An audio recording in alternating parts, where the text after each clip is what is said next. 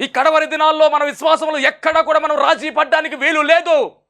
ఎన్ని బాధలు వచ్చినా, ఎన్ని బలహీనతలు వచ్చినా కానీ నిలబడిపోవాలి. భక్తుల జీవితాల్లో కష్టాలు ఉన్నాయి, భక్తుల జీవితాల్లో బాధలు ఉన్నాయి, భక్తుల జీవితాల్లో ఇబ్బందులు ఉన్నాయి, భక్తుల జీవితాల్లో ఇరుకులున్నాయి, భక్తుల జీవితాల్లో శోధనలు వచ్చాయి. వాటిని జయించారు కాబట్టి వాళ్ళు భక్తులయ్యారు, చరిత్రలో విశ్వాస వీరులుగా నిలబడిపోయారు, గొప్ప సాక్ష్యాన్ని అందుకున్నారు.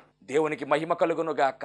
సమస్యలు చూసి, శోధనలు చూసి, ఏం దేవుడో ఏంటో, ఏం చేస్తున్నాడో ఏంటో, నా ప్రార్థనలు ఏమైపోయినాయని నువ్వు తల్లడిల్లిపోతూ ఉన్నావు. వద్దు, అలాంటి ఆలోచన కలలో కూడా రాకూడదు.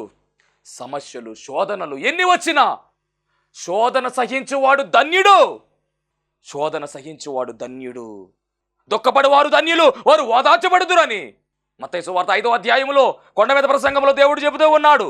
ప్రభువు విషయమే, నువ్వు ప్రభువుని నమ్ముకునేను, ప్రభువుని కలిగి ఉన్నావు, నువ్వు శోధించే అంత శోధన నీ దగ్గరకు వస్తుంది.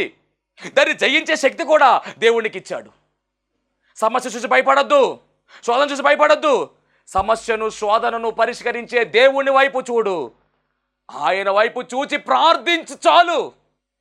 సమస్య పెరిగే కొలది ప్రార్థన పెంచు, ప్రార్థన వాళ్ళు పెరగాలి.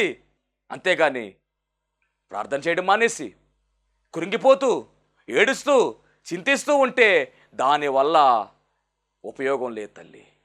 కన్నీటితో ప్రార్థన చేయి, భారం కలిగి ప్రార్థన చేయి, విశ్వాసంతో ప్రార్థన చేయి.